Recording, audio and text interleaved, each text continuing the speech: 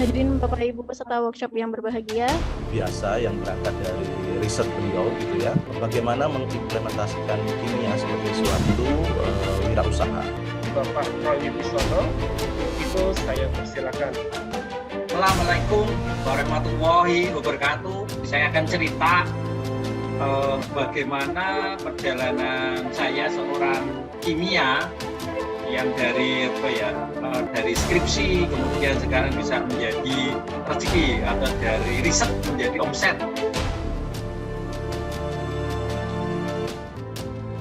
Produk Anda itu harus keren, produk Anda harus juos kalau saya bilang. Jadi prodi Magister Kimia, program studi kimia program Magister akan berkomitmen untuk bersama-sama Ibu Bapak sekalian untuk menyajikan wirausaha kimia, bagaimana memulai suatu wirausaha kimia dengan berbagai macam sektor gitu ya. Dan hari ini kita menyajikan salah satu dari konsentrasi atau research excellences dari program Magister Kimia, yaitu tentang material ya, material di mana material ini bisa untuk macam-macam ya, salah satunya untuk keramik ya, dan berbagai hal yang lain misalnya seperti energi dan lingkungan ya. Di seri-seri selanjutnya kita akan menyajikan bidang yang lain mungkin ya, nanti kita akan menyajikan riset excellencies yang lain seperti halnya minyak asiri dan produk-produk turunannya, kemudian pengembangan bahan alam untuk kesehatan dan obat-obatan ya, yang saya kira sangat relevan dengan wirausaha kimia ya.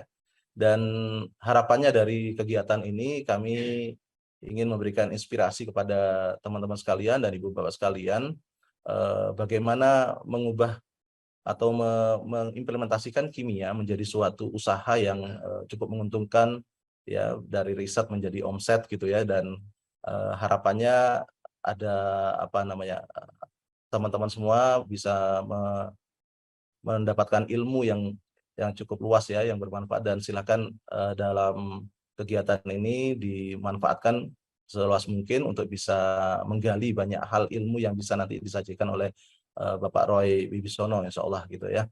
Oke, baik, terima kasih, itu yang mungkin yang bisa saya sampaikan. Mudah-mudahan kegiatan ini bisa berjalan dengan baik, dan insya Allah kami tunggu juga nanti ibu bapak sekalian dan teman-teman sekalian di seri-seri selanjutnya. Dan nampaknya kita juga membuat grup ya, grup wirausaha kimia UII gitu ya, yang nanti dari grup itu nanti kita bisa share juga beberapa tips, kemudian beberapa seri-seri selanjutnya ya yang kita akan adakan ya gitu, yang mungkin minimal setidaknya dalam 1 tahun kita bisa ada mungkin 4 kali ya, 4 kali sampai 6 kali series gitu ya, yang mudah-mudahan bisa membawa inspirasi buat ibu bapak sekalian dan teman-teman sekalian. Demikian, terima kasih sekali lagi kepada Pak Roy Wibisono yang berkenan hadir dan kemudian berkenan memberikan ilmu, sharing ilmunya gitu ya, dan ibu bapak sekalian yang juga hadir bersama kita. Mudah-mudahan acara hari ini berjalan dengan baik dan lancar. Mari kita buka dengan basmalah. Bismillahirrahmanirrahim.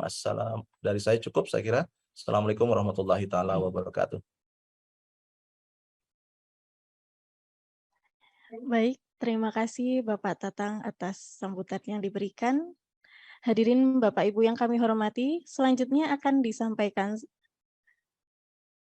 Bapak Ibu yang kami hormati, sebelum kita memasuki acara inti workshop pada pagi hari ini, kami mohon kepada Bapak dan Ibu hadirin peserta workshop untuk menghidupkan kamera pada masing-masing perangkat, supaya kita dapat melakukan foto bersama terlebih dahulu.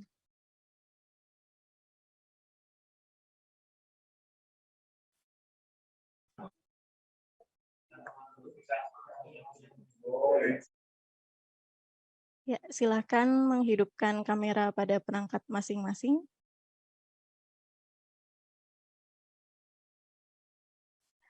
Bapak Ibu hadirin sekalian, foto akan diambil setelah saya mulai menghitung mundur. Kita mulai pada slide 1. 3, 2, 1. Slide selanjutnya. 3, 2, 1. Baik, sudah selesai. Terima kasih. Meningkat ke acara yang sudah kita nantikan, yaitu sesi pemaparan materi workshop kewirausahaan kimia yang akan disampaikan oleh narasumber kita pada hari ini, yaitu Bapak Roy Wibisono. Pada kesempatan ini, tentunya kita juga akan dipandu oleh seorang moderator yang pada kali ini kita akan dimoderatori oleh Saudara Amri Yahya, MSI. Beliau adalah alumni dari program studi kimia, program Magister, FMIPA UII yang belum lama ini lulus, yaitu pada bulan Juli 2022 lalu. Langsung saja selanjutnya kepada Saudara Amri Yahya, kami silakan. Baik, terima kasih kepada MC. Assalamualaikum warahmatullahi wabarakatuh. Selamat pagi semuanya, salam sejahtera Bapak Ibu semuanya. Saya perkenalkan kembali, saya Amri Yahya yang akan memandu jalannya webinar kali ini, yang mana webinar kali ini berkaitan dengan wirausaha kimia dengan tema dari riset jadi omset. Di mana teman-teman semuanya akan mendengarkan pemaparan dari narasumber kita bersama Bapak Roy Wibisono yang merupakan seorang praktisi bidang keramik. Kita akan mendengarkan bagaimana beliau memulai bisnisnya dari riset kemudian menjadi sebuah omset, yang mana tentunya tidak mulus-mulus aja jalannya. Kita akan pasti ada rintangan dan halangan yang perlu kita tahu, sehingga kita bisa mengambil pelajaran dari beliau. Oke, sebelumnya kita akan perkenalkan dulu CV beliau. Yang ini CV-nya lumayan panjang, jadi singkat saja.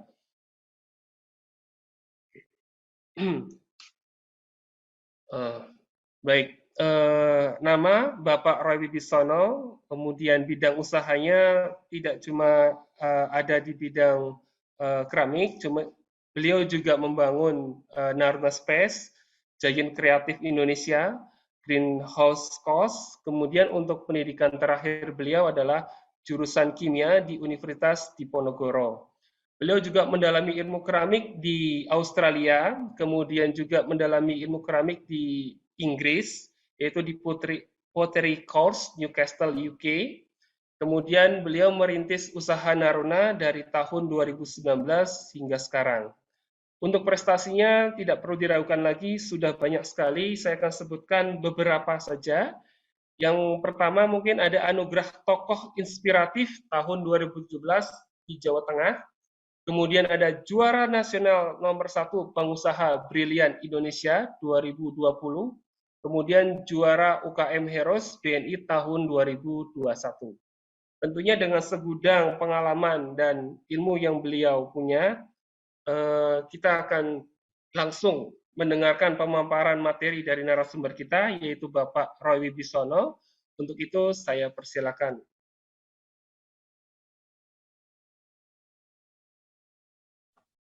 Ya, Assalamualaikum warahmatullahi wabarakatuh. Waalaikumsalam warahmatullahi wabarakatuh.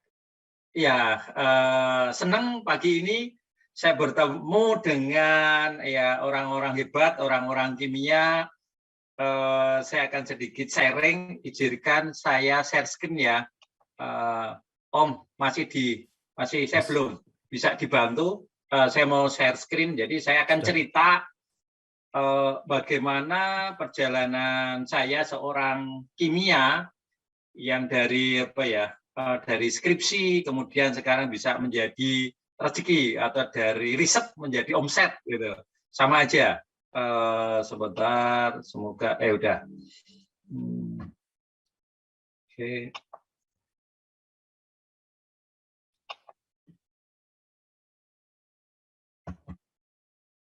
Oke, sudah bisa ya. Ya, oke.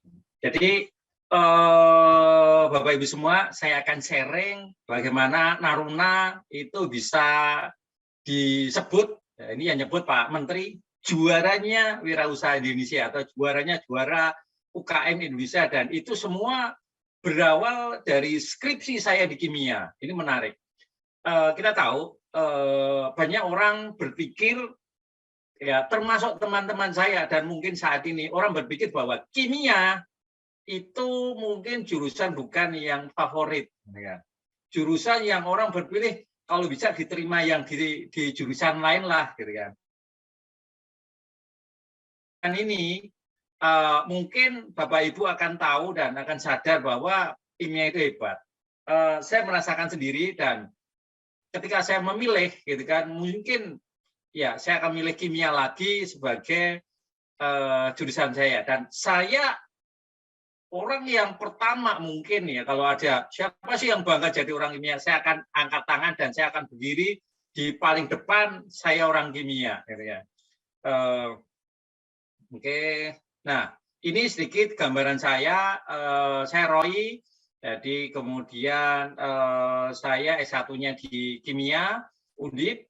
Ya kebetulan kakak tingkatnya sama ini Pak Tatang, ya dia adik-adik kelas saya. Ya bedanya dia pinter, saya nggak pinter aja. Gitu. Ini pengalaman kerja yang saya. Jadi saya lulus sebenarnya di tahun yang tidak enak, tahun 98. Kita tahu saat itu krisis semua, dan saya ingat banyak teman saya bilang, Roy, kamu lulus, kamu orang kimia mau jadi apa? Jadi Pak Guru, jadi apa? Gitu kan? Enggak. Dan itu saya cukup senyum karena saya tidak menyesal saya jadi orang kimia, gitu kan.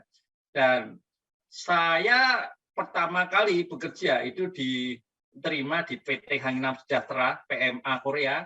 Setelah kurang lebih saya hanya Maret saya terima ijazah, Maret April saya kursus bahasa Inggris, Mei saya langsung bekerja. Jadi saya bekerja hanya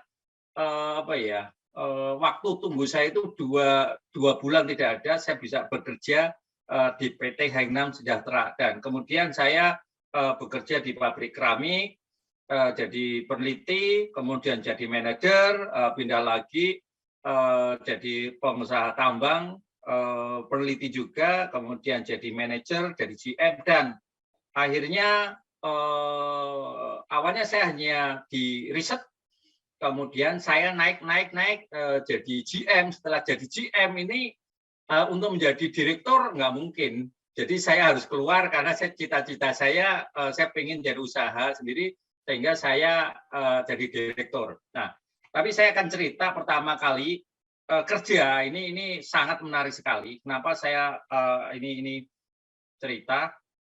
Karena pada saat pertama kali saya kerja itu di tahun 98 itu tidak mudah. Kenapa? Saya harus bersaing dengan 1.200 sarjana kimia dan teknik kimia dari Sabang sampai Merauke. Kenapa? Karena pada saat itu, Krismon, itu kakak-kakak tingkat saya yang sudah bekerja, itu juga di PHK. Sehingga dia harus mencari, dan saat itu yang buka lowongan hanya perusahaan ini. Dan disitulah tes, dan dari 1.200 orang, saya dipanggil. Kemudian saya tes, yang dipanggil itu kurang lebih 500 orang, ada tes tertulis, tes macam-macam. 500 saya masuk 200 besar, 200 besar saya masuk 100 besar, 100 besar tes lagi, psikotes saya masuk 50 besar, kemudian diwawancara tinggal 25 orang. Dari 25 orang hanya diambil 3 dan salah satunya saya. Jadi ada saya, kemudian ada teman saya dari UGM dan dari ITB, dan ini menurut saya langkah saya yang menarik setelah lulus, karena jujur secara IPK saya tidak bagus, jadi saya bisa dikatakan mahasiswa yang IP-nya sedikit sekali, tapi saya komit, saya ini keramik dan kimia ini kekuatan saya, sehingga saya bisa diterima itu karena skripsi saya, itu tugas akhir saya. Dan sekarang saya lebih banyak menekunin keramik handmade seperti ini, dan banyak lumayan menyerap tenaga kerja. Produk Naruna seperti ini. Nah, kelebihan produknya ini desain, bentuknya unik, kemudian lebih kuat, lebih tahan gores, microresist, dishwasher switch, bebas material racun. Inilah menurut saya kekuatan bagaimana orang kimia bisa masuk di sini. Kekuatan orang kimia adalah kemampuan riset, gitu kan. Jadi ingat, dicatat garis besar. Kekuatan orang kimia, ilmunya harus disadarin, ilmunya itu untuk riset, gitu. Dan ini ceritanya sekarang Naruna menjadi salah satu UKM yang viral, yang Pak Ganjar itu sampai penasaran, dia datang ke Naruna. Kenapa? Karena ketika selama pandemi, hampir 97% UKM omsetnya turun. Baik usaha besar maupun usaha kecil. Tapi yang Naruna ini dia bingung, kenapa selama pandemi omsetnya kok tidak turun, naik, gitu kan? Dan naiknya nggak tanggung-tanggung, naiknya tinggi banget, gitu kan? Bukan hanya Pak Ganjar, Pak Menteri Sandiaga Uno, kemudian Pak Menteri Teten Mas Duki, Menteri UKM Koperasi, kemudian Gubernur BI, dan masih banyak sekali pejabat-pejabat datang, pengen melihat kenapa omsetnya kok naik, gitu kan? Ini kok tidak kompak dengan yang lain, gitu kan? Yang lain ini pada turun, tapi ini malah omsetnya naik, bisa ekspor dan banyak nambah karyawan. Nah, salah satu kuncinya ada di sini. Kalau Bapak Ibu Mas Mbak lihat yang sebelah kiri itu harga cangkir yang ada di pasaran, harganya 10.000. Oke, cangkirnya orang kimia itu harganya di sebelah kanan 120.000. Jadi inilah kekuatan dari riset, kita bisa membuat warna yang berbeda, gitu kan. Kalau saya hanya bikin cangkir sama seperti yang di kiri, saya nggak ada bedanya dengan orang-orang lain. Dan di sinilah saya belajar riset memadukan dengan material lain, dan ini yang membuat Naruna bisa sukses. Kalau Bapak Ibu lihat, sebetulnya harga cangkir Naruna itu 12 kali lipat lebih mahal. Tapi laku keras dan banyak customer yang melakukan repeat order. Artinya perlu digarisbawahi, kekuatan riset sangat akan mempengaruhi harganya. Nah, omset selama pandemi, omset kami naik sampai 22 kali lipat atau 2.200%. Bukan hanya 100-200%, 2.200%. Gitu. Dan selama pandemi, kami justru bisa buka pasar ekspor ke 12 negara. India, Hong Kong, Australia, Singapura, Qatar, Saudi Arabia, Uni Emirat, dan bulan ini ekspor ke Inggris, bulan depan kami akan ekspor 1 kontainer ke Amerika. Inilah kekuatan bagaimana kalau kita mengaplikasikan suatu riset sehingga kita unggul dengan kompetitor, sehingga kita bisa tetap eksis. Ini karyawan Naruna. Karyawan kami lebih banyak orang muda, kreatif, inovatif. Awal kami hanya sedikit, 3 orang, sekarang total karyawan kami 150 orang. Ini sebagian aja karyawan tetap. Ya rata-rata usianya di bawah 25 tahun. Gitu. Nah ini sebagai orang kimia, foto ini adalah kebanggaan saya. Kenapa? Saya salah satu penerima anugerah Ristek Dikti Labda Kretia 2017. Jadi saya seorang peneliti dan pemerintah menghargai prestasi sebagai seorang peneliti yang dianggap berjasa untuk meningkatkan keramik di Indonesia. Nah, di sini saya bertemu dengan beberapa, ada rektor IPB, rektor, kemudian ada banyak guru besar yang sangat berjasa. Jadi saya merasa saya tidak salah jurusan, saya bekerja di keramik ini. Jadi ini skripsi saya dan saya teruskan. Oke. Nah, saya pernah juga dapat penghargaan tokoh inspiratif Jawa Tengah, ya karena dianggap banyak berjasa untuk memajukan UKM di Indonesia. Nah, ini salah satu gambar Naruna juaranya juara UKM nasional. Kenapa? Kami juara 1 pengusaha wirausaha versi BRI. Kami juga juara 1 pengusaha versi BNI. Kami juga juara 1 Adira Kedereka. Kami juga saat ini sedang finalis di Mandiri. Jadi banyak sekali prestasi-prestasi yang kami terima. Nah, Bapak Ibu bisa lihat slide ini menarik sekali, Jadi Bapak Ibu bisa lihat yang warna kuning, ya kami mendapat penghargaan dari berbagai bidang. Kalau yang di sebelah kiri, kami pernah mendapat di bidang riset. Kalau riset kami Labda Kreta, Ristek Dikti, dan Renovasi Jawa Tengah. Di sebelah kanannya kami juga pernah dapat penghargaan di desain. Nah, terus di sebelah kirinya lagi kami dapat penghargaan marketing sebagai eksportir tangguh. Terus sebelah kanannya lagi kami mendapat penghargaan produktivitas Sidakarya Paramakarya. Yang sebelah kanannya lagi kreatif inovatif dari Kemenkop. Artinya apa, Bapak Ibu? Bahwa salah satu kekuatan Naruna itu bukan hanya kami bisa kuat di riset produk, di bahan, tapi kita harus bisa ngedesain, bisa marketing, bisa produksi dan kreatif inovatif.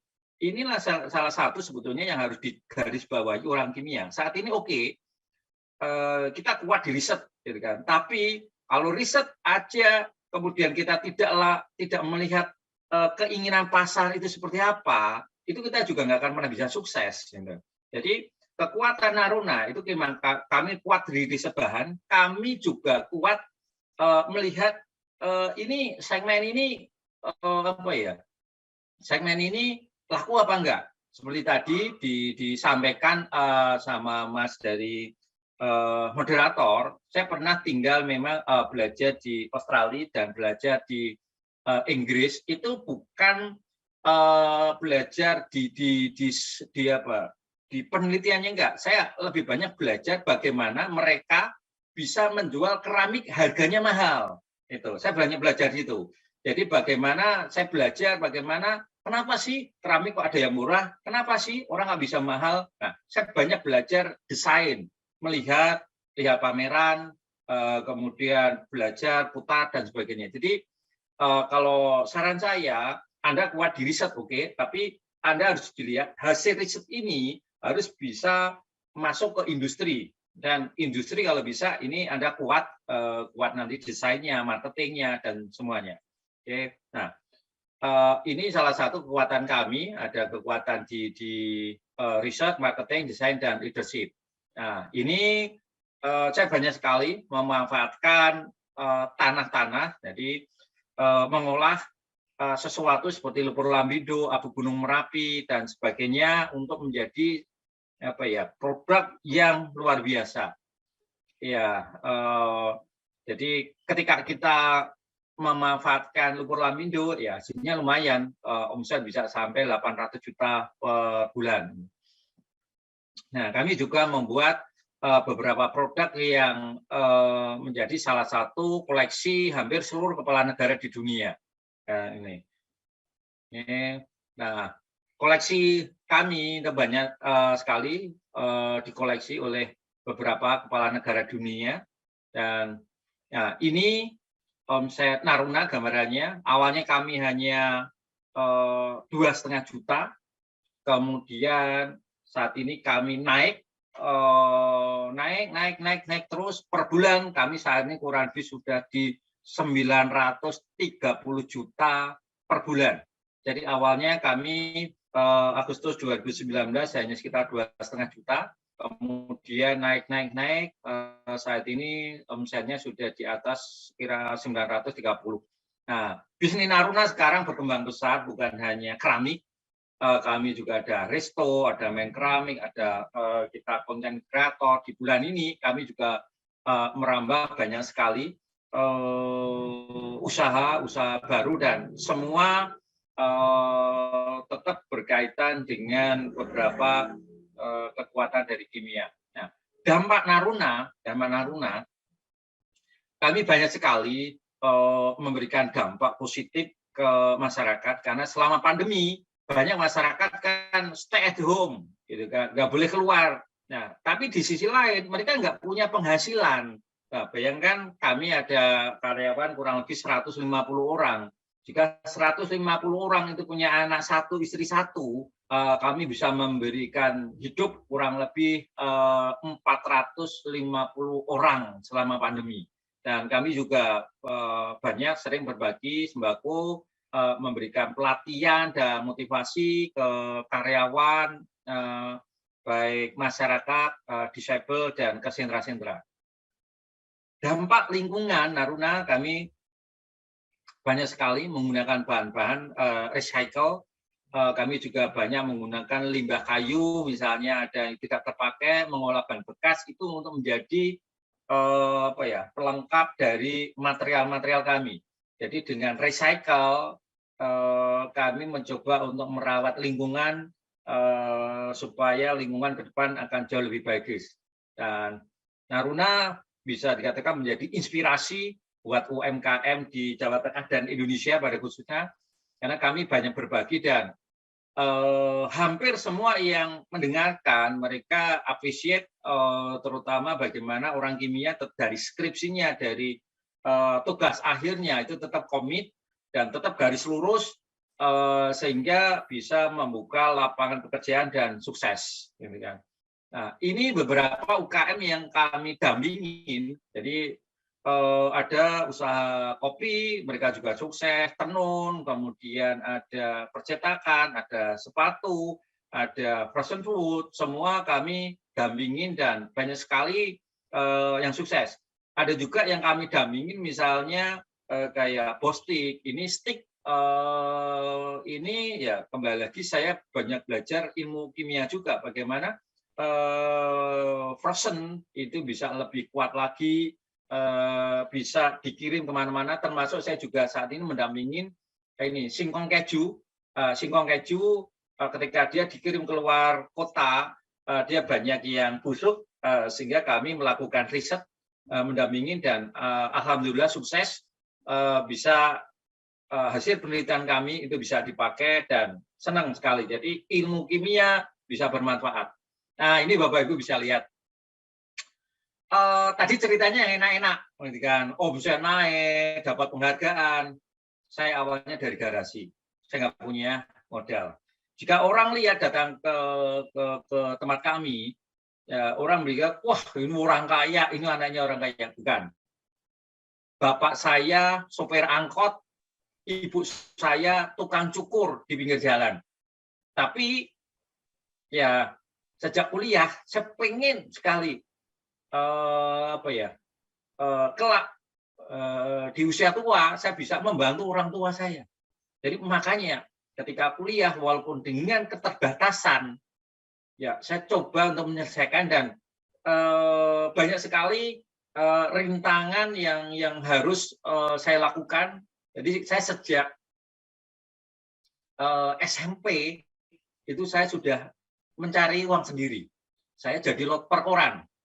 SMA saya itu sudah terbiasa bangun jam 3 untuk membantu nenek saya untuk gorengin seperti mendoan untuk tahu karena nenek saya jualan. Kuliah saya itu sambil beternak ayam. Jadi benar-benar saya tidak mulai semuanya itu dari nol, dan cita saya menjadi pengusaha iya gitu kan, tapi tidak semudah itu. Jadi perjalanan panjang dan saya memang tetap komitmen untuk menjadi seorang pengusaha sukses. Dan yang saya lakukan, cita-cita untuk menjadi pengusaha itu tidak lekat karena kekurangan saya. Jadi yang saya lakukan itu, kalau tadi saya cerita, saya bekerja dari hasil dari hasil jual bekerja, saya dapat gaji, itu saya sebagian sisihkan, saya siapkan untuk membangun modal untuk usaha. Karena saya yakin suatu saat saya akan menjadi pengusaha. Jadi ketika kita nggak punya uang, jangan menyerah, jangan patah semangat, Anda pasti bisa. Gitu kan? Seperti saya. Jadi saya mulai dengan keterbatasan, dengan tidak punya uang, dengan tidak punya apapun. Dan setelah sukses, saya ternyata tahu bahwa sukses itu tidak ditentukan oleh berapa modal Anda, tapi berapa semangat dan mindset Anda untuk menjadi seorang pengusaha.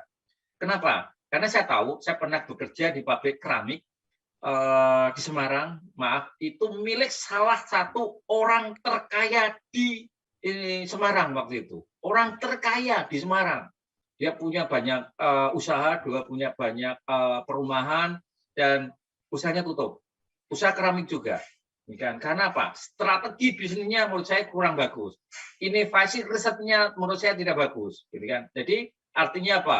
Mas, Mbak, Bapak, Ibu, modal utama untuk menjadi sukses itu bukan uang. Kalau modal utama untuk sukses itu uang, harusnya orang yang terkaya itu makin kaya dengan usaha keramik. Ternyata enggak, justru dia runtuh. Nah, dan saya banyak belajar dari situ, bagaimana kita merubah mindset kita. Kita harus fokus apa yang kita sukain dan passion kita pasti sukses. Nah, tadi cerita, Pak, yang bisnis yang lain kan tutup, apakah bisnis keramik itu menanjakkan? Tidak. Sebenarnya usaha keramik di Indonesia itu kalah telak. Sebelum pandemi, saya cari sebaik. Sebelum pandemi, banyak pabrik keramik itu tutup. Ya, karena apa? Ya, mereka kalah ilmu, kalah teknologi, kalah bahan baku, kalah SDM, kalah bahan bakar. Jadi sebetulnya bisnis yang saya tekunin itu bukan bisnis mudah di Indonesia. Karena apa? Hampir semuanya kalah. Saya belum pernah lihat usaha keramik yang omsetnya bisa naik sedemikian rupa. Enggak. Baik itu namanya sentra, baik itu kalau Bapak Ibu lihat dan dengar, dulu mungkin sekitar 10-15 tahun yang lalu sentra Kasongan itu rame, usahanya keramik, orang ekspor. Sekarang enggak, mereka kalah. Mereka kalah dengan Vietnam. Kalau Bapak Ibu dulu lihat di situ banyak sekali kontainer-kontainer. Nah, memang tempat itu sekarang rame, tapi bukan keramik yang rame. Sudah berganti. Ada usaha kayu, usaha batu, masuk ke situ sebagai showroom etalase. Artinya apa? Bisnis keramik sebenarnya kalah. Tapi kalau kita passion, kita keramik, dan kita menang di risetnya, kita pasti sukses. Gitu. Jadi kekuatan itu yang sering saya bagi ke rekan-rekan. Nah, ini saya cerita juga. Waktu saya mulai usaha, banyak sekali tantangan dan rintangan. Pertama, saya tidak punya lokasi produksi. Ya, saya pakai garasi. Ya, saya pakai apa adanya. Saya tidak punya alat. Tidak punya untuk apa, misalnya kita harus mengaduk pakai mixer. Saya pakai ember. Gitu kan. Ember bodol, ember bekas cat saya pakai. Saya tidak punya modal. Nah, saya tidak modal, saya itu di awal hanya bikin 1-2 keramik aja. Kemudian saya jual hanya fotonya. Gitu kan. Jadi saya jual foto, Bu. Orang mau beli, kemudian pesen. Saya tidak nyetok. Saya nggak punya uang. Jadi dia tertarik karena desain saya, gitu kan. Kemudian dia beli, uangnya itu masuk duluan. Nah, dengan uang masuk duluan, itu kita bisa, cash flow kita bisa berjalan dengan baik. Terus juga sulit mencari karyawan yang terampil. Saya tinggal di Salatiga, nggak mudah. Salatiga bukan sentra keramik. Ya, saya mungkin lebih mudah kalau saya tinggal di Jogja, di Kasongan, banyak orang yang bisa buat keramik. Jadi saya harus melatih dari nol semua orang-orang ini. Terus yang kelima, kesulitan, saya tidak punya kantor. Tapi saya tidak putus asa. Ada warung bubur kacang hijau yang dia buka 24 jam untuk ngantor saya. Di situ wifi-nya kenceng. Jadi kami sama tim di awal 3 orang dengan rekan saya itu ngantornya di bubur kacang hijau. Wifi yang kenceng, kami juga bisa jualan online. Terus yang kesulitannya karena mencari customer yang mau beli keramik harga mahal sulit, apalagi pada saat pandemi. Kenapa? Seperti kami produknya kan lebih banyak kan cangkir. Rata-rata orang sudah punya cangkir. Coba di sini, semua punya cangkir. Apakah dia mau beli cangkir lagi saat pandemi? Enggak. Itu memang kesulitan juga. Berbeda sama jika saya jualan beras, pasti mereka akan habis dan akan beli beras. Tapi keramik enggak. Dia beli 1 kali bisa dipakai mungkin berapa puluh tahun, dia tidak akan beli lagi, gitu kan. Nah, inilah kekuatan bagaimana kita ngedesain kekuatan riset supaya memengaruhi orang mau beli, gitu kan. Terus masa pandemi orang tidak mau beli, ya betul. Karena lebih banyak orang beli itu biasanya vitamin, kemudian uangnya disimpan biar buat terus juga kesulitan lain, izin belum lengkap. Yang penting saya jalan aja dulu, gitu kan. Belum ada SNI, belum ada apa, jalan dulu, gitu kan. Yang penting saya lakukan proyeknya bagus, baru setelah cash flow-nya lancar, izin saya urus. Jadi saya tetap izin itu perlu, tapi bukan prioritas nomor 1. Yang prioritas nomor 1, saya harus riset, dapat produk bagus, saya jualan.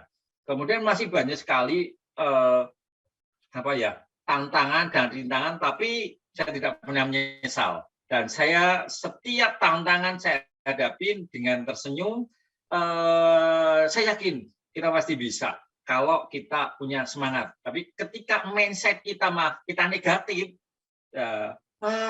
saya orang kimia, saya nggak bisa ngedesain, saya nggak bisa apa-apa, Anda tidak akan pernah bisa sukses, gitu kan. Tapi ketika Anda, ya saya orang kimia, tapi saya mau.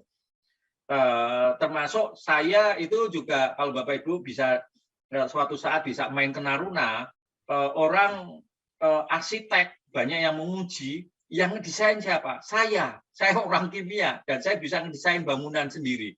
Dan kalau ngedesain bangunan, saya masih cepat lah. Yang paling sulit itu juga apa? Sipil, bagaimana pondasinya, bagaimana bentangan, saya mau belajar. Dan artinya Bapak Ibu, Mas Mbak, Anda jangan takut menyerah. Belajar. Era sekarang belajar jauh lebih mudah. Ada Mbak YouTube, ada Mbak Google. Ya, saya orang kimia, saya pernah dapat penghargaan IGDS Indonesia Good Design. Di situ saya berdiri sejajar dengan orang ISI, dengan orang-orang seniman. Saya orang kimia, gitu kan. Jangan hanya pandangan kita itu tertutup. Saya orang kimia, saya nggak mau belajar yang lain, enggak. Jadi kita harus belajar dan kita pasti bisa. Nah, ini Bapak Ibu, kunci sukses bisnis itu apa sih? Supaya kuat saat krisis. Kalau saya lihat sih ada 2 hal, karakter dan kemampuan. Karakter ini sifat, ya seperti jujur, semangat, rajin, taat, dan bla bla lah karakter. Terus kemampuan ini keahlian. Anda kuat riset, Anda mau belajar desain, Anda marketing, itu kemampuan. Nah, kalau di karakter itu bisa seperti ini. Ya, jadi ada banyak karakter entrepreneur sukses, berpikir kreatif, mau belajar dan bertanya. Ini menarik, ini kan. Mau belajar dan bertanya.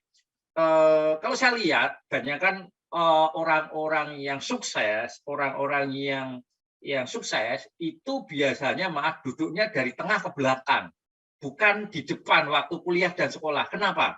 Nah, ini karakter bertanya, itu mau belajar dan bertanya. Jadi ya orang-orang yang duduknya di depan itu biasanya lebih banyak orang-orang individu. Dia mengerjakan tugas sendiri. Dia memang pintar, saya akuin pintar. Ya, itu kebanyakan jadinya PNS, gitu kan. Jadi IP-nya tinggi, Anda jadi PNS duduknya di depan. Karena apa? Ketika dikasih tugas, itu Anda belajar mengerjakan sendiri. Iso nggak iso saya kerjakan sendiri.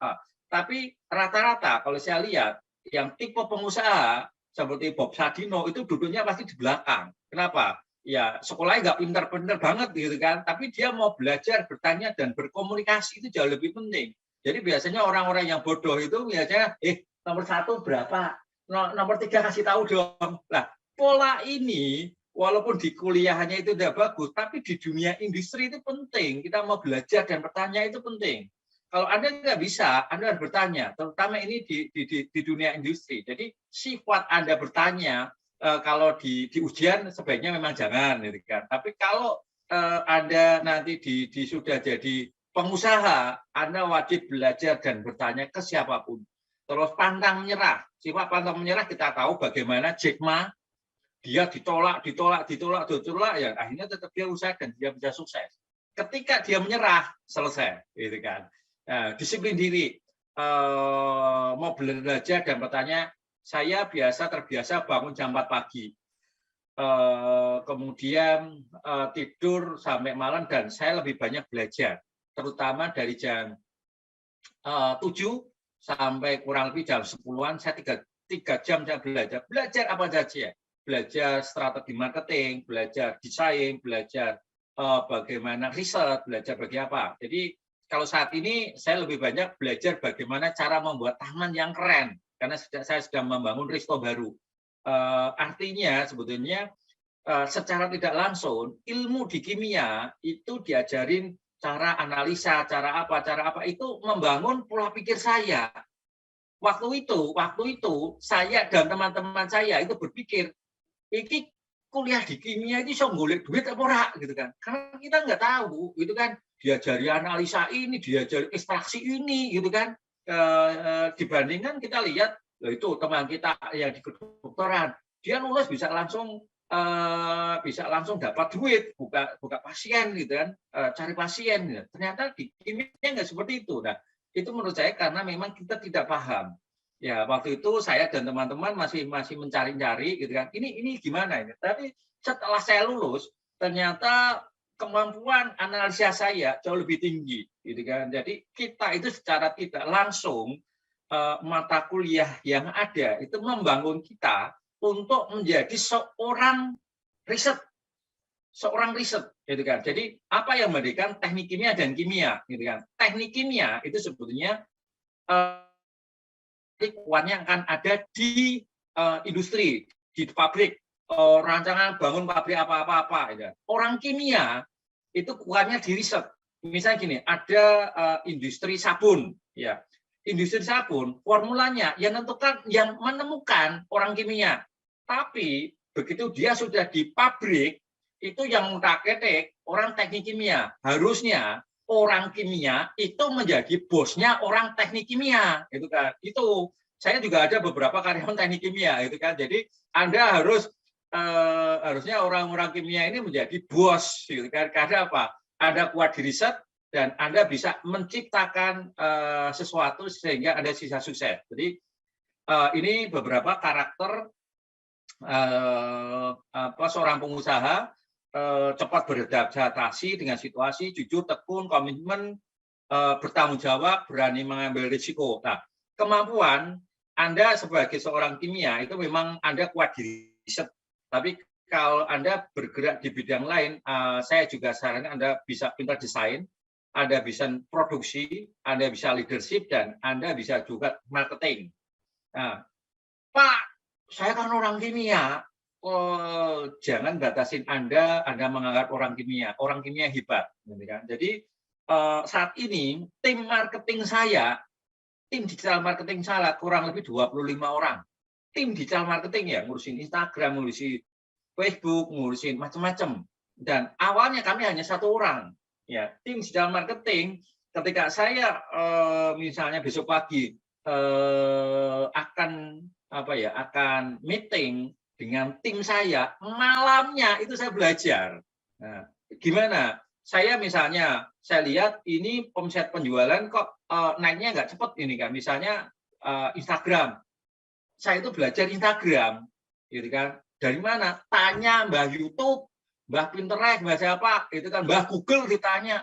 Gimana cara menaikkan omset lewat itu, gitu kan. Itu ilmu orang kimia, riset, gitu kan. Jadi di situ paginya saya tahu mereka pemaparan, kemudian setelah itu mereka nanya, lah Pak solusinya bagaimana? Coba kamu lakukan ini, lakukan ini, gitu kan.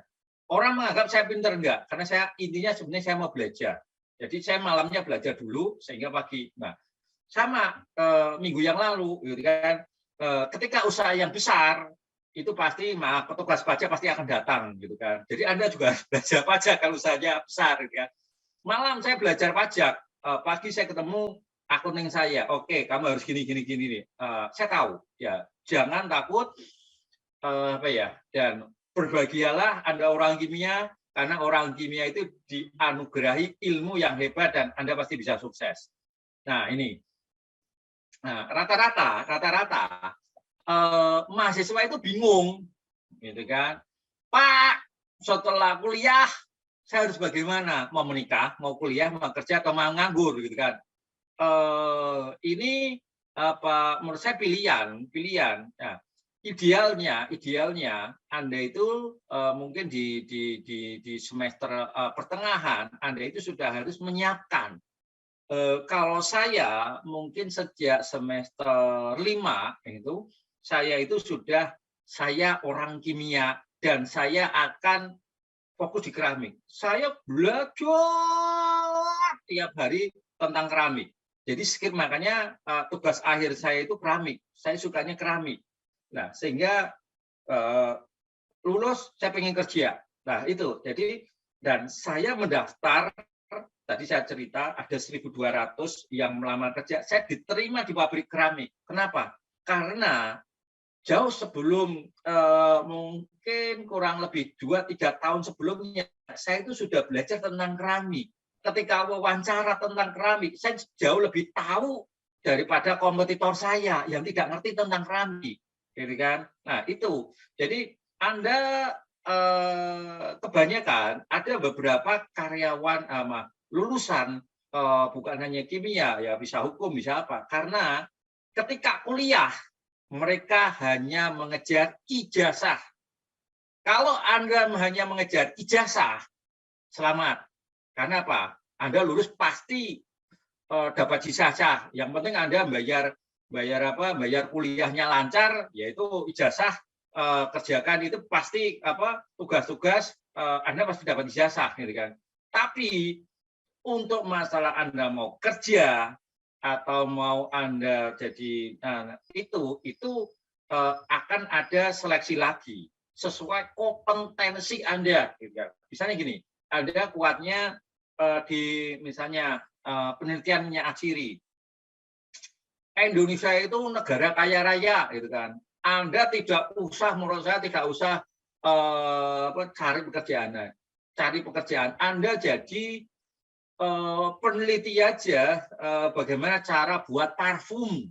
Nah, ingat sebetulnya contohnya gini ya, rata-rata parfum-parfum yang dari kayak Bulgari dan apa, biangnya itu dari Indonesia, ya kan? Kemudian dikirim ke luar negeri, datang lagi ke Indonesia sudah dalam bentuk yang harganya mahal, gitu kan.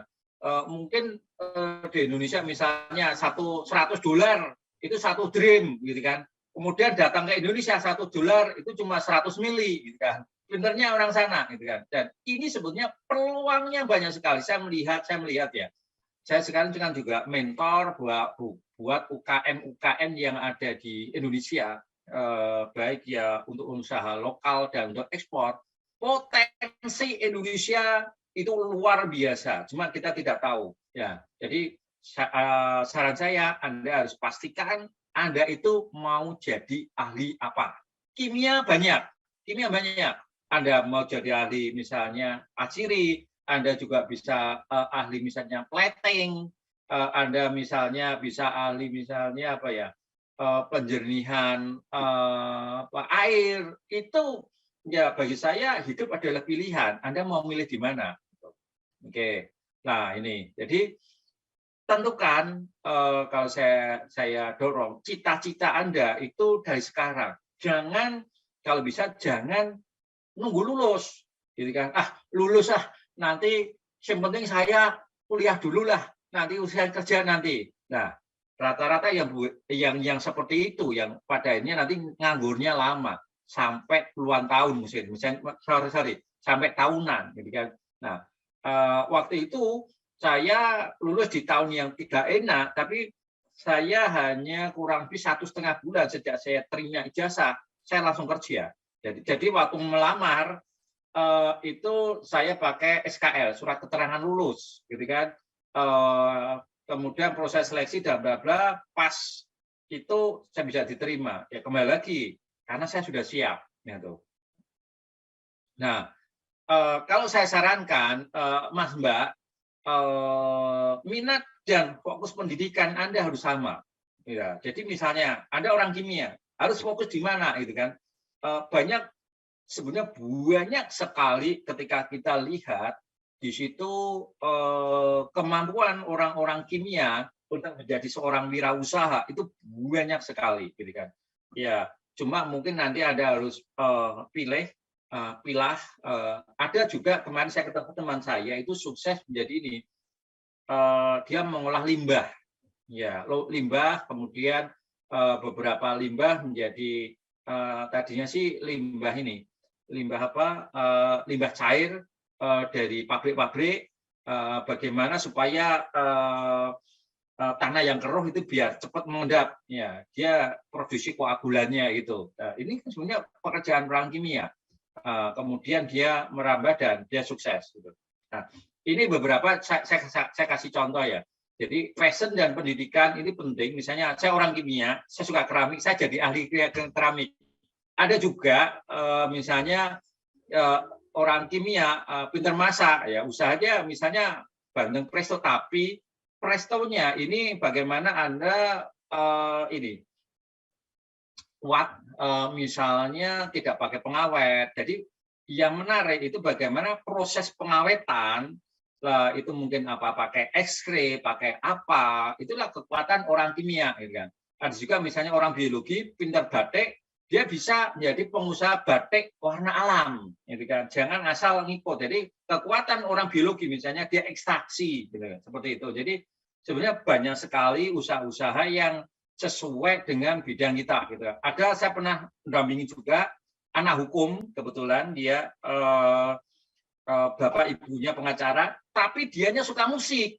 Ini sebenarnya kan tidak match, gitu kan. Orang hukum suka musik. Ketemu saya diskusi, sekarang dia menjadi pengacara royalti musik-musik di artis. Nah ini, jadi itulah menurut saya antara passion dan pendidikan kalau bisa selaras. Karena dengan demikian kita akan bisa sukses di di era nanti, oke? Dan pada akhirnya sukses itu saya meyakini 1% bakat, 99 keringat.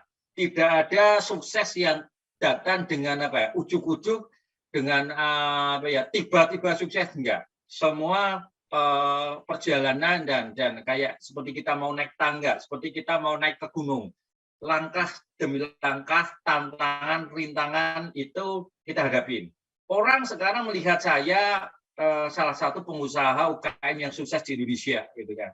Orang tidak melihat saya bagaimana ketika saya dari bawah menapak dari satu langkah ke langkah yang lain sehingga sampai di puncak. Ketika di puncak banyak orang yang tahu, tapi ketika di bawah orang tidak akan kenal saya. Jadi artinya Mas Mbak, perjalanan kita masih panjang dan saya sih menggarisbawahi kita bersyukur menjadi orang kimia ya, karena sebenarnya disitulah kesempatan untuk menjadi orang hebat banyak sekali.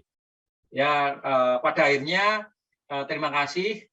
Jika Bapak Ibu Mas Mbak pengen belajar lebih lanjut menjadi seorang pengusaha, bisa ini follow Instagram saya, karena di Instagram saya lebih sering sharing roy.ceo naruna. Jadi silakan follow supaya nanti tidak kelupaan, karena di situ nanti saya siap bantu Bapak Ibu untuk untuk menjadi seorang pengusaha yang sukses. Gitu. Terima kasih Mas Amri Yahya. Oke.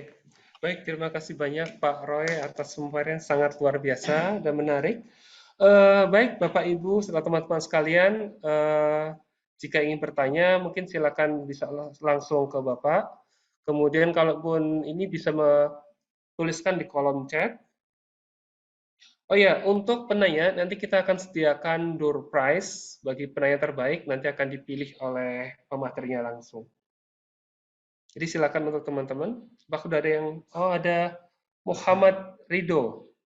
Coba Raisen, silakan. Oke, baik, Mas Amri, makasih. Selamat pagi Pak Roy. Halo. Ya, pasti Mas. Ya, begini Pak Roy. Jadi sama saya juga sekarang langsung aja ya Pak. Jadi sekarang saya pun sedang merintis usaha. Nah, usahanya ini di bidang VCO. Nah, saya sedang merintis VCO dan turunannya seperti minyak, sabun, dan briket kelapa. Nah, Pak Roy, saya mau bertanya nih, untuk kita masuk ke dalam usaha, misalkan kita mau masuk kita kan masih UMKM, kita pengen ke pasar nih, apa aja harus kita siapkan Pak? Apakah kita perlu BPOM-nya dulu, atau bagaimana? Terus yang kedua, apa aja strategi supaya kita bisa lebih konsisten? Karena kan kebetulan saya sekarang sedang bekerja juga. Begitu Pak. Terima kasih. Oke, maaf yang terakhir tadi apa strategi ketika kita mau usaha apa terus setelah itu apa Mas? Supaya lebih konsisten Pak, soalnya kebetulan kami berlima tim ini semuanya sedang bekerja, jadi ini lebih seperti part timer lah begitu. Gimana Pak caranya biar kita lebih konsisten gitu, lebih konsisten untuk berusaha ini gitu Pak, research segala macam. Oke, ya, oke, ya saya paham Mas. Ya, terima kasih. Saya langsung jawab ya Mas Muhammad Ridho, gitu kan. Tak pikir ini tadi apa Ridho rumah, ternyata bukan, gitu kan. Jadi Mas Mbak, langkah apa sih yang harus kita lakukan ketika kita mau menjadi seorang pengusaha yang sukses? Ini sebetulnya erat kaitannya dengan orang kimia. Nah, pertama apa? Menurut saya riset produk harus digarisbawahi.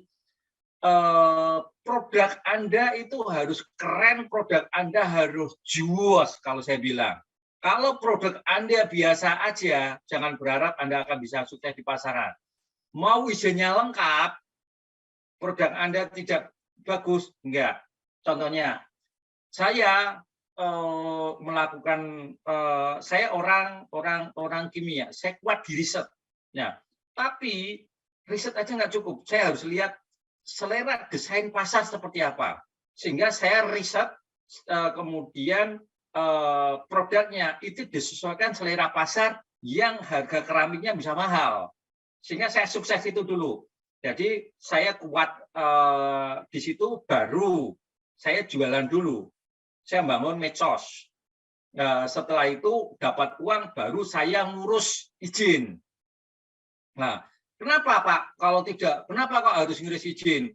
Ya, banyak orang yang menurut saya langkahnya kurang tepat ketika mereka melakukan usaha. Nah, produknya belum bagus, mereka sehingga omsetnya turun, mereka kecewa, mereka tidak semangat. Jadi itulah yang membuat, makanya langkah pertama itu adalah kita melakukan riset supaya produk kita itu bagus, apapun produknya. Jadi misalnya tadi arang briket atau apa, ya Anda harus bisa riset briket yang disukain pasar seperti apa, bahan bakunya seperti apa, tingkat misalnya apa dari arang batok. Nah, Anda harus juga bisa riset. Kalau arang batok ini dicampur dengan kayu lain bagaimana? Apakah dia lebih bagus? Misalnya perbandingannya berapa persen, gitu kan? Jadi arang batok misalnya 80%, kemudian arang kayu jati berapa persen? Hasilnya seperti apa? Daya tahannya bagaimana? Gitu kan? Nah, Anda harus kuat riset di situ, sehingga ketika Anda jualan arang bracket, produk Anda itu berbeda dengan produk orang lain.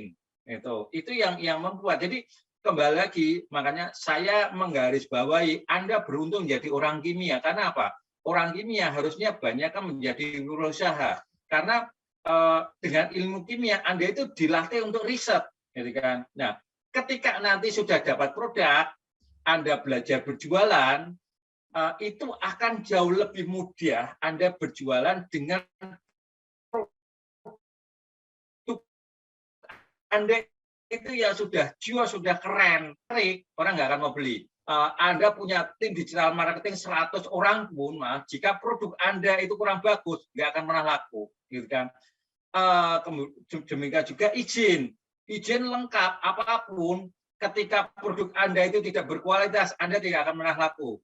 Ada juga, Pak, apakah ini bagaimana misalnya Pak ini apa pembukuan dan bla bla, gitu kan. Jika UKM, Anda pembukuan penting nggak Pak? Ya menurut saya penting, gitu kan. Tapi Anda UKM, uangnya aja nggak ada, kok mau dihitung ya tetap nggak ada duit, gitu kan. Pembukuan ya bikin sederhana, yang penting jalan, ya kembali lagi mundur.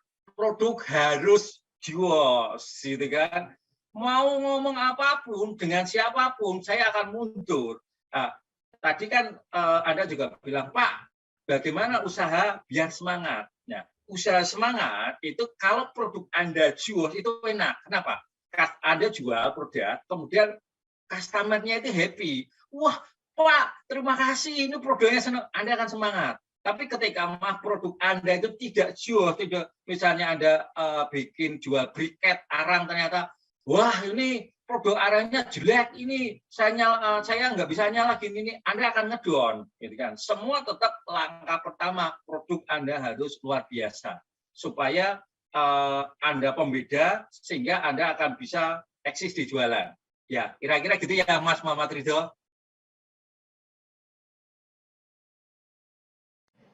Baik, Gitu ya. Pak Roy, maaf Pak, mungkin nambah 2 pertanyaan lagi. Ya. Karena saya masih bingung juga nih. Tadi kan dari Bapak menanggapi tadi kan produknya harus bagus dulu kan.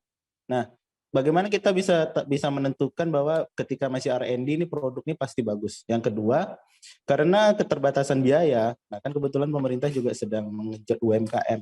Apakah kita harus berdiri sendiri atau kita harus kolaps dengan pemerintah? Itu aja Pak pertanyaan saya terakhir. Oke. Sorry, diulangi pertanyaannya Mas, diulangi pertanyaannya. Oh ya, tadi yang pertama katanya kan produk kita harus JOS ya kan. Itu saya kan sekarang sebenarnya sedang R&D juga kan, sedang research development, bikin bisnis plan segala macam. Nah, insya Allah bulan ini dapat 1 produk awal. Nah, bagaimana kita bisa tahu bahwa produk awal kita ini udah sangat JOS sebelum masuk ke pasaran? Nah, pertanyaan keduanya, nah karena sama saya seperti Bapak dulu keterbatasan biaya. Nah itu sekarang kan pemerintah sedang mengenjot UMKM nih Pak lewat Dinas Koperasi, penanaman modal segala macam kan. Juga ada Ekraf. Nah, apakah kita harus berdiri sendiri? Menurut Bapak apakah kita harus berdiri sendiri atau kita harus gabung ke pemerintah? Gitu. Ya, Terima kasih. Pertama gini Mas. Yang menilai produk Anda itu jos apa enggak itu adalah customer Anda, bukan Anda, gitu kan? Karena kalau Anda itu nanti tidak fair. Saya kasih contoh gini. Ini contoh simpelnya. Ketika saya mau jualan nasi goreng, ini simpelnya aja. Saya mau jualan nasi goreng. Nah, saya pertama bikin ini bumbu bla bla bla bla. Saya makan enak. Saya suruh nyoba 3 orang enak. Apakah itu sudah enak? Belum. Kemudian tahap selanjutnya, nasi goreng saya itu teruji enak apa enggak, saya bandingkan dengan nasi goreng yang terenak di seluruh Salatiga. Saya juga Semarang, saya beli. Ada nasi goreng Pak Karmin, nasi goreng Pak Agung, nasi goreng misalnya Pak Maman, saya kumpulin 10 nasi goreng dengan nasi goreng saya. Kemudian saya coba orang lain untuk mencoba nasi goreng saya. Nasi goreng ini, nasi goreng, tapi itu dikasih kode ya. Dan kalau nasi goreng kita itu dari misalnya 10 masih di peringkat kedua, maksudnya paling rendah, Anda harus belajar bikin formula lagi supaya nasi goreng kita itu menang. Nah, itulah pentingnya orang kimia. Anda dilajari nimbang, itu sepele lah. Maaf, kadang orang itu mereka itu tidak detail bikin formula itu misalnya. Kita nasi goreng pakai garam secukupnya itu nggak boleh, semua harus terukur, orang kimia harus terukur. Jadi ada yang bilang Pak saya bikin nasi goreng kok rasanya asin, lah gimana? Pakai garam atau secukupnya atau sejumput lah. Sejumput ini pembantu saya itu tangannya jempol semua, jadi gede gitu kan. Jadi Anda tidak boleh menggunakan ini orang kimia.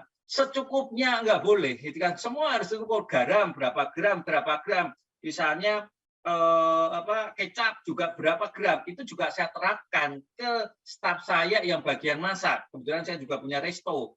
Itu yang membuat ini secara tidak langsung ilmu kimia dipakai, kejeliannya, bukan asal saya diajari ekstraksi, saya diajari timbang, bukan tidak ada gunanya, ada, gitu kan. Ketika kita di dunia itu kita bisa pakai, semua terarah. Ketika mau ke lab kita sediakan alat dan bahan dan berapa. Itu ternyata ketika mau resto, saya juga memakai prinsip-prinsip yang seperti itu. Nah, itu pertama Mas ya. Jadi cara untuk menguji produk kita bagus apa enggak. Jadi kembali lagi Anda beli produk-produk yang sudah mapan, kemudian Anda bandingkan. Orang suruh menilai produk Anda bagus apa enggak, dan yang menilai itu pengguna, gitu kan. Ketika produk Anda bagus, Anda siap di pasaran. Tapi jika belum, Anda kembali lagi. Terus yang kedua, berkolaborasi dengan periset dan sebagainya, itu menurut saya pakai aja. Saya juga saat ini saya dapat pendanaan ke Dereka kurang lebih 1,8 miliar untuk penelitian. Nah, saya juga beberapa kali dapat, ini yang ke Dereka yang tahap 2 ya. Sebelumnya saya dapat hibah banyak sekali, termasuk untuk penelitian-penelitian, ya saya manfaatkan aja. Cuman tidak mudah untuk mendapatkan itu. Anda harus menunjukkan bahwa produk Anda itu bagus, gitu kan. Nah, untuk mahasiswa itu sebenarnya banyak sekali pendanaan itu seperti Ristek Dikti, ada PPBT dulu itu bisa pendanaan sampai 100 jutaan. Tapi biasanya usahanya itu sudah mulai jalan atau masih konsep dari ide Anda itu bisa. Nah, itulah sebetulnya kesempatan orang kimia itu bisa banyak. Anda kuat di risetnya di situ, sehingga Anda bisa sukses di situ. Ya, gitu ya Mas ya. Kolaborasi dan pakai semua dinas itu. Terima kasih Mas. Terima kasih Pak. Baik, terima kasih atas pertanyaan Mas Ridho dan jawaban dari Pak Roy. Pertanyaan berikutnya ada di kolom chat. Selamat pagi Pak Roy. Pertanyaan adalah tentang bagaimana Naruna itu men-scale up dari yang awalnya omsetnya 2,5 juta, kemudian bisa naik 22 kali lipat. Kemudian apakah bisa scale up itu tanpa modal dari bank atau investor? Dan apakah ada tips bisa ekspor dengan skala kecil? Maksudnya bukan dalam skala kontainer seperti itu, Pak. Ya, terima kasih. Jadi gini, ini menarik sekali dan saya banyak sekali pertanyaan-pertanyaan segini. Mana mungkin Pak, awalnya omsetnya hanya 2,5 juta, kemudian dalam beberapa tahun, apalagi saat pandemi, itu omsetnya bisa naik sampai 800 juta. Mungkin, karena Naruna bisa. Makanya kenapa Pak Ganjar, Pak Menteri itu datang ke sini. Pertama, ya kalau saya bilang, tadi saya sebutkan misalnya cangkir harga Naruna, cangkirnya Naruna, harganya itu 12 kali lipat lebih mahal. Saya ulangi lagi, cangkirnya Naruna harganya 12 kali lipat lebih mahal dari produk yang ada di pasaran. Saya tanya, harga bahan bakunya sama enggak? Gasnya sama enggak? Beda sedikit, 11-12. Artinya apa? Marginnya tinggi sebetulnya. Ketika kita jual, lah, itu bisa seperti itu gimana? Kembali lagi mundur, kekuatan riset. Makanya ketika kita mau launching produk,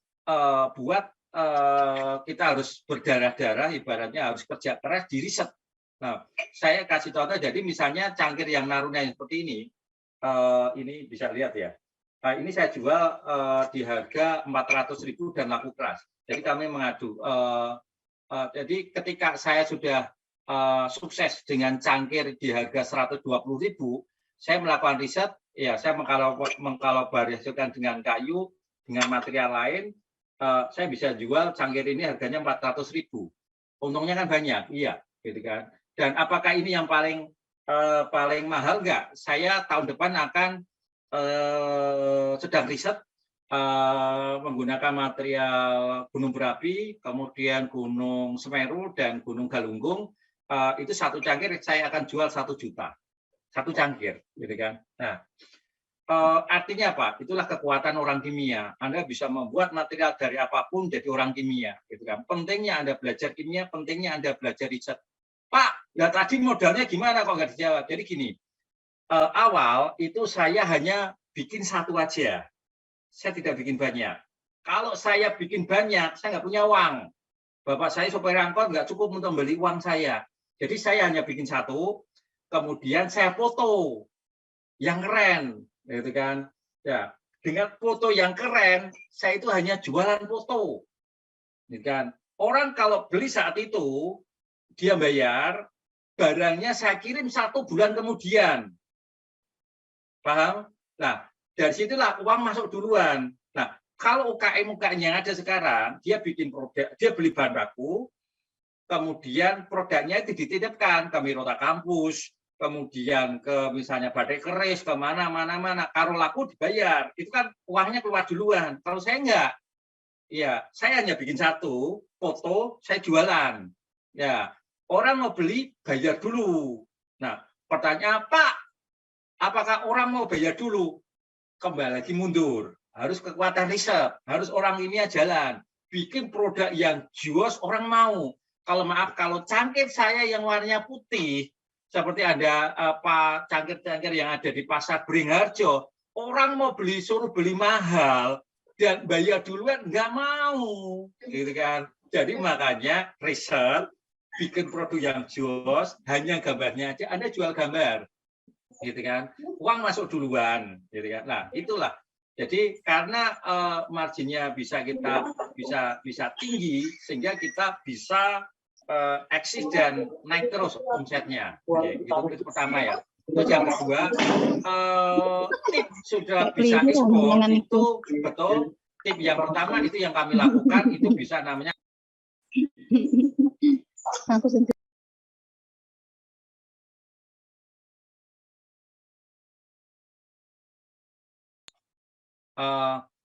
kita lewat Instagram bisa kita tawarkan.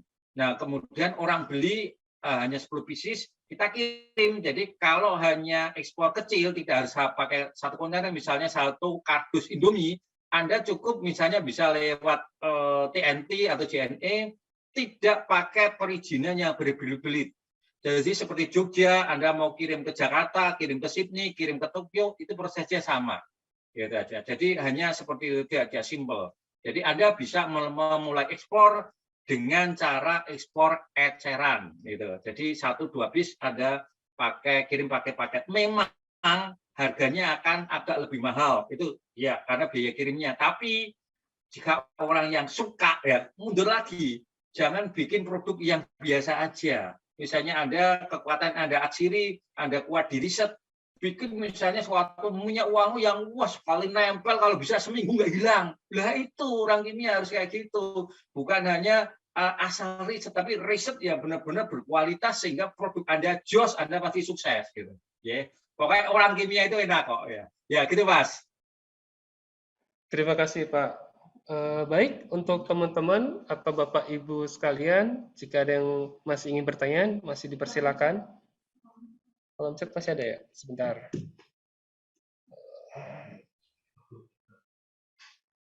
Baik Pak, masih ada satu pertanyaan Pak dari Teguh FK. Waduh. Pertama, selamat pagi Pak. Izin saya mau bertanya, dalam menentukan harga jual produk, dilihat dari harga pasar atau persentase margin Pak? Ya, jadi ini menarik bagaimana cara menentukan harga. Saya itu termasuk banyak orang yang bilang saya itu termasuk hobi untuk menentukan harga mahal. Saya nggak mau harga murah. Nah, jadi gini, karena kalau misalnya ada ya, misalnya gini, Anda punya minyak wangi ya, sama-sama 10 mili, gitu kan? Minyak wangi Anda sama 10 mili, gitu kan? Yang botol A Anda jual 100.000. Yang botol B Anda jual 200.000, diskon 50%, Anda akan milih yang mana? Iya, pasti mbak-mbak atau mama akan milih yang botol B. Padahal botolnya sama ini, parfumnya sama ini. Ya, jadi saya ulangi ya, Anda bisa ekstraksi misalnya bikin parfum, kemudian dapat 200 mili, kemudian 200 mili itu dibagi, ada botol A sama botol B. Botol A Anda jual 100 mili itu harganya 100.000. Botol B harganya 100 mili juga, Anda padahal sama ini, Anda jual 200.000. Nah, emak-emak atau mbak-mbak akan milih yang mana? Akan milih, saya yakin 100% akan milih botol B yang harganya 200.000, diskon 50%, ketemunya 100.000, padahal harganya sama. Kenapa dia milih B? Karena orang beranggapan bahwa yang harga mahal itu kualitasnya jauh lebih mahal, jauh lebih jos, lebih keren. Makanya, jadi strategi saya lebih suka jual mahal. Nah, urusan orang Indonesia sama orang bule itu juga suka diskon, gitu kan.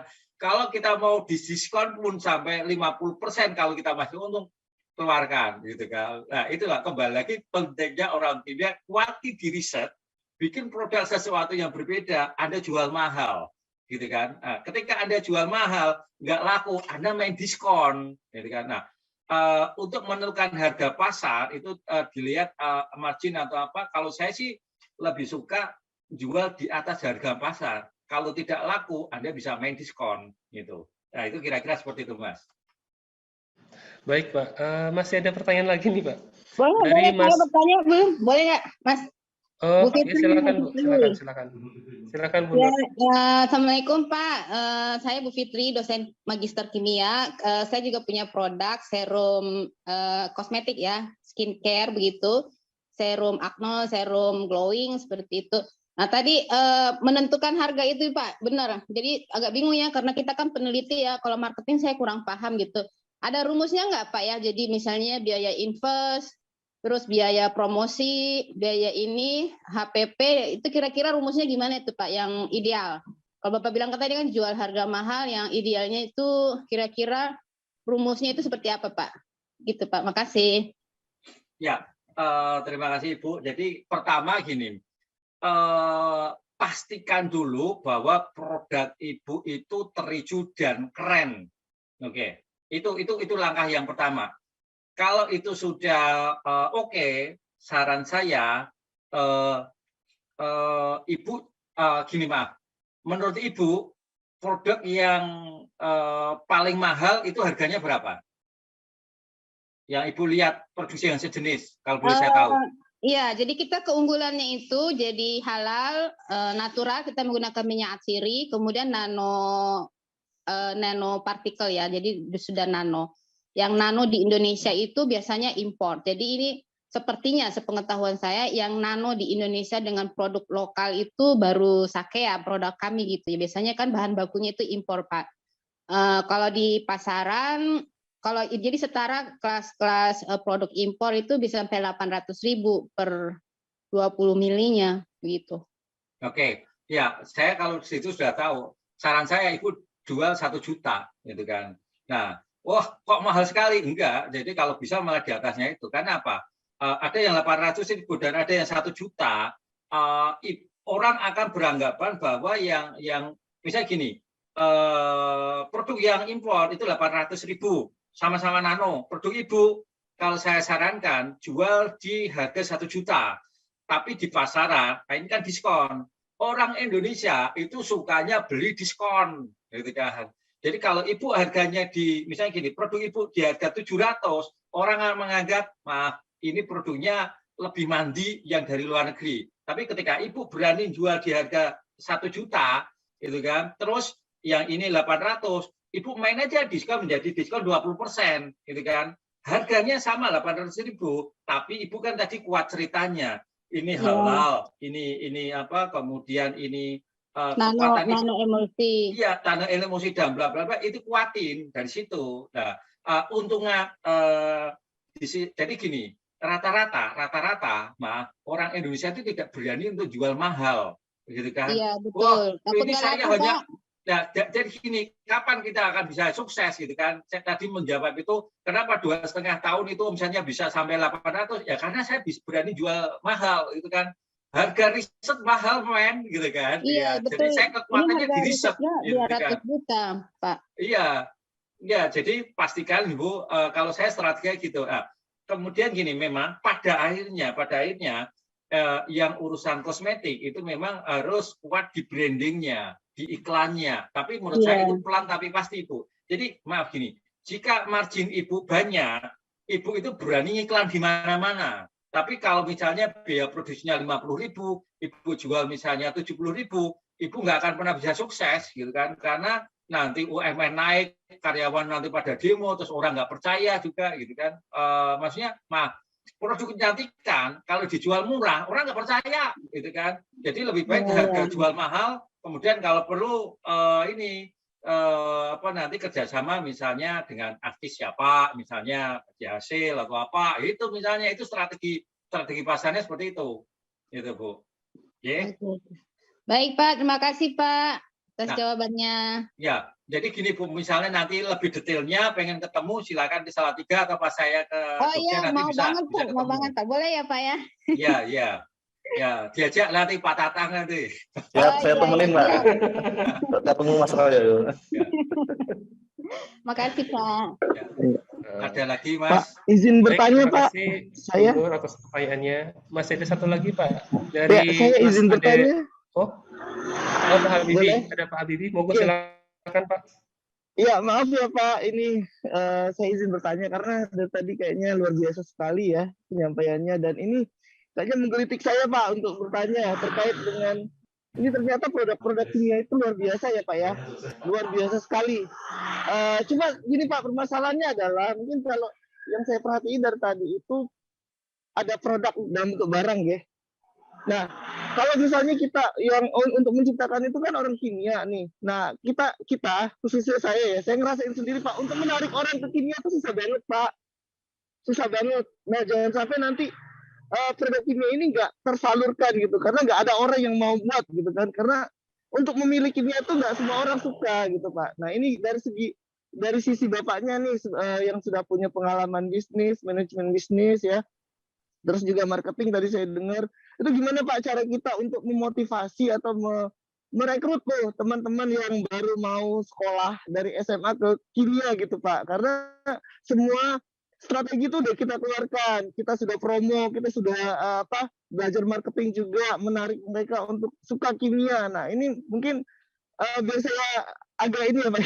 Karena dari tadi ini permasalahan yang saya rasain gitu.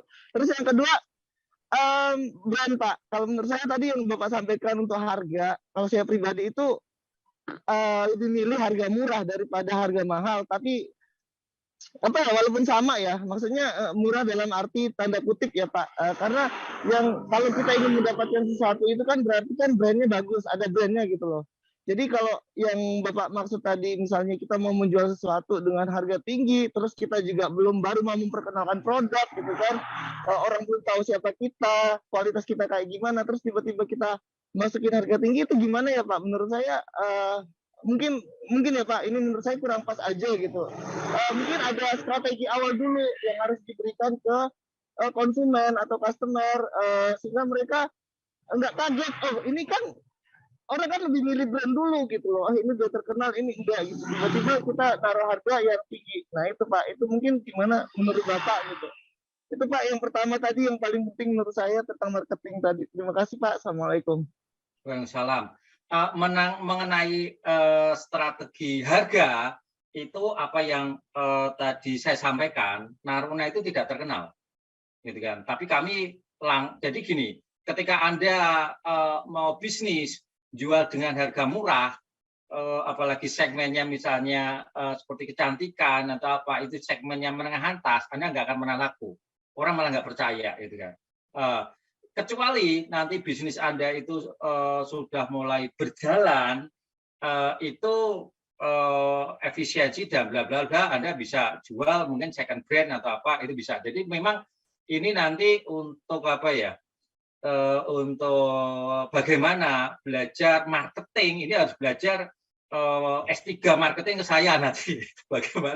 Bagaimana cara jualan orang kimia ini bisa 10 SKS ini kalau bicara, karena itu detailnya banyak memang. Jadi berdirinya harus meyakinkan, harus pakai call key opinion leader, harus pakai orang-orang, itu strateginya banyak. Tapi dari pengalaman saya, ya memang produknya harus jos dulu, gitu ya. Produknya harus jos, kemudian kita harus pakai banyak strategi. Sampai seperti saya, itu tim digital marketingnya sampai 25 orang. Itu punya, kita harus buat di Instagram, di Shopee, Tokopedia, kemudian macam-macam. Lah itu belajar S3 marketing nanti.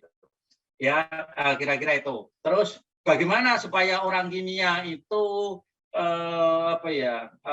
orang-orang terutama anak SMA itu mau masuk kimia, itu kan ya, menurut saya ya harus perbanyak kegiatan seperti ini, gitu kan, seperti yang dilakukan Pak Tatang ini, harus diangkat bahwa manfaat kuliah di kimia ya seperti ini, gitu kan. Jadi itu pertama, orang yang sudah bisa sukses di kimia didorong untuk memberikan kontribusi pemikiran bahwa kimia itu penting. Nah, ketika tidak ada orang yang berpikir seperti ini, orang nggak berpikir kimia itu maraknya mumet, orang no duitnya, nggak ada duitnya, orang anak SMA nggak akan ada mau gitu kan. Ya, jadi selain memotivasi seperti ini, mahasiswa yang sekarang ikut kurang lebih 70 orang ini, itu juga harus menjadi pionir-pionir peneliti, gitu kan? Pionir-pionir peneliti sehingga ketika dia lulus, hasil penelitian saat tugas akhir atau skripsinya itu bisa jadi uang.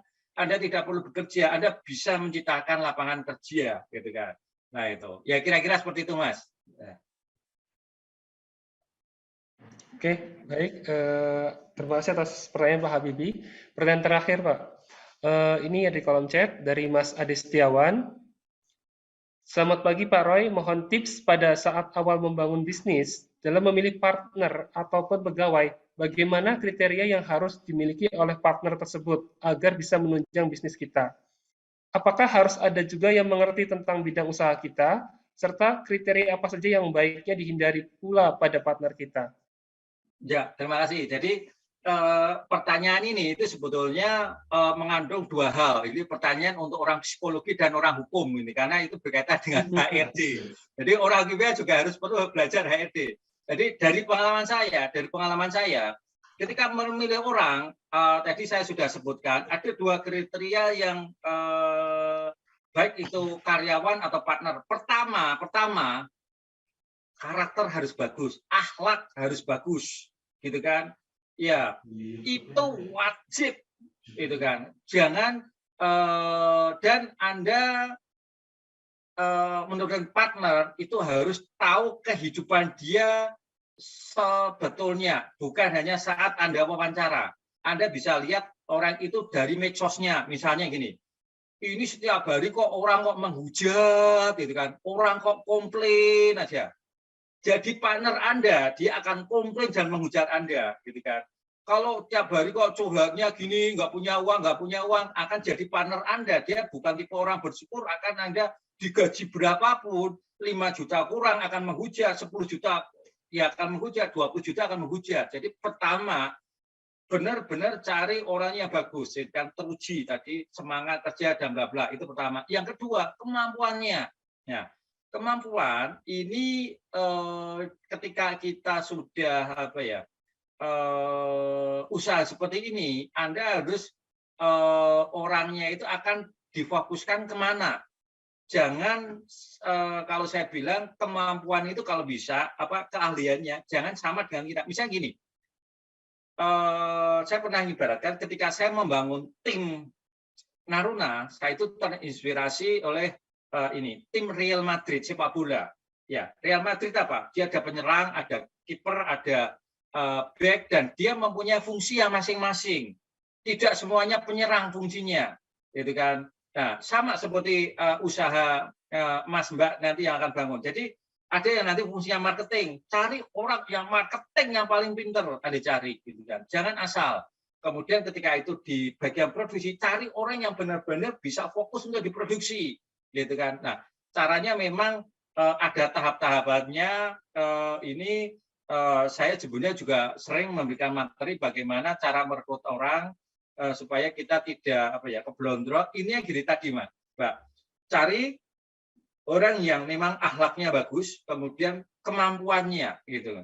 Nah, terus setelah kita kerjasama, kalau bisa ada jangka waktunya.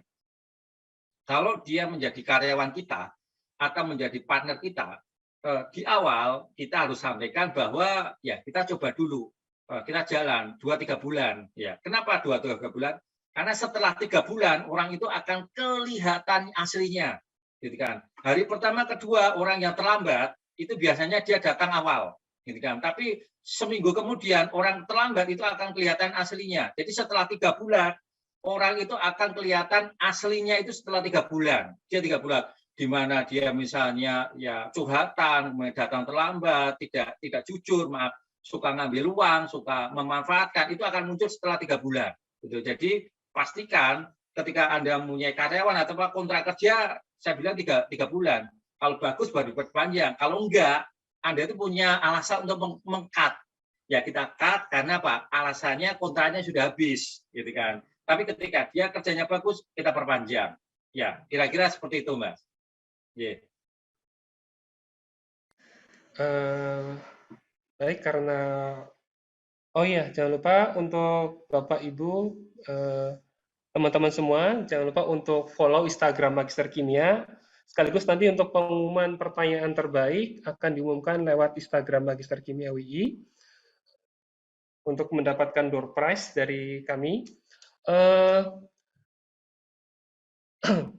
Akhirnya kita sampai di penghujung acara. Terima kasih kepada Pak Roy Wibisono yang telah membagikan ilmu serta pengalamannya. Kalau saya dapat simpulkan bahwa memang kita sering mendengar tagline bahwa kimia itu kalau kita masuk kimia kita tersesat di jalan yang benar. Mungkin itu adalah yang pas untuk menggambarkan bagaimana perjalanan dari Pak Wibisono. Kemudian saya mengutip satu kalimat dari Pak Wibisono bahwa sukses tidak ditentukan oleh modal Anda, tetapi semangat dan kerja keras dan pantang menyerah. Dan saya mungkin izin menambahkan kalau beliau bilang tentang dari skripsi menjadi rezeki, kalau saya dari garasi menjadi prestasi. Mungkin itu saja yang bisa saya pandu. Saya tutup dan kembalikan ke MC.